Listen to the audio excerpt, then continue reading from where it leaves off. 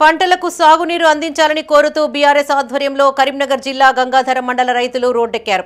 సక్రమంగా నీరు అందక పంటలు ఎండిపోతున్నాయని విషయం తెలిసినా కూడా అధికారులు పట్టించుకోవడం లేదని రైతులు వాపోయారు. నియోజకవర్గ సమస్యలు సీఎం దృష్టికి తీసుకెళ్లలేని ఎమ్మెల్యే తమకు అవసరం లేదని విమర్శించారు. 3 రోజుల్లోగా నారాయణపూర్ రిజర్వాయర్ ద్వారా నీరు విడుదల చేయని పక్షంలో స్థానిక ప్రజా ప్రతినిధులను ఎక్కడికక్కడ అడ్డుకుంటామని హెచ్చరించారు.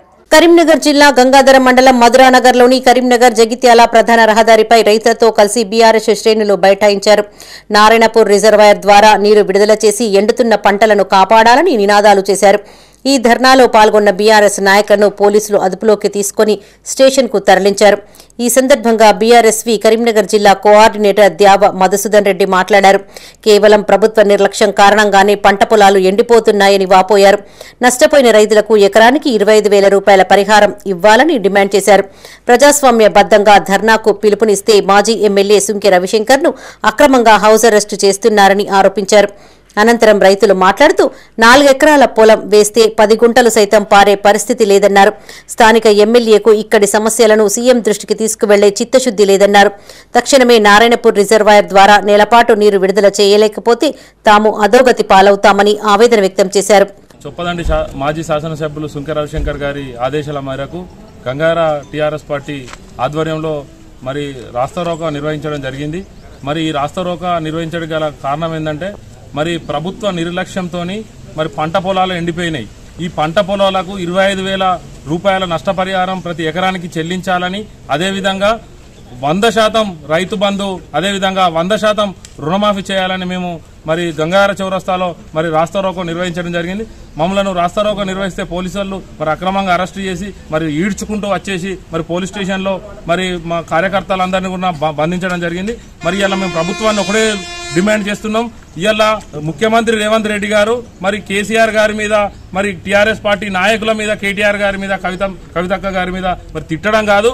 మరి నువ్వు దమ్ముంటే నీకు పరిపాలన, మరి నీకు ప్రజలు ఓటేసింది పంట పొలాలను కాపాడమని, అదేవిధంగా ప్రజలను రక్షించమని మరి ఇష్టం ఉన్నట్టు మాట్లాడమని చెప్పడానికి కాదు. నువ్వు ఫస్ట్ పంట పొలాలను రక్షించేందుకు రైతులను ఆదుకునేందుకు 25,000 నష్టపరిహారం చెల్లించాలి.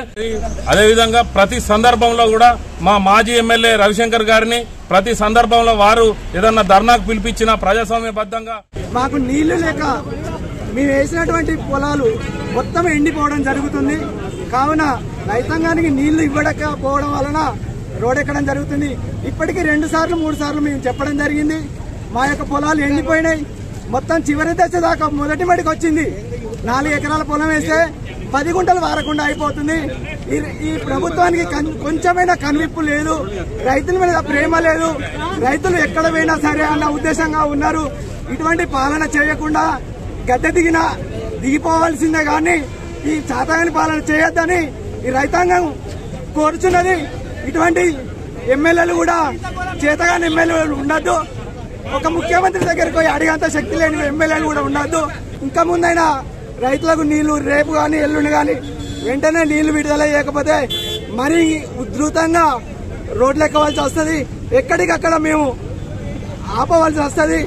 మరి మీరు అరెస్టులు చేసినా మీ అరెస్టులకు మేము భయపడం. మీరు రైతులమే కానీ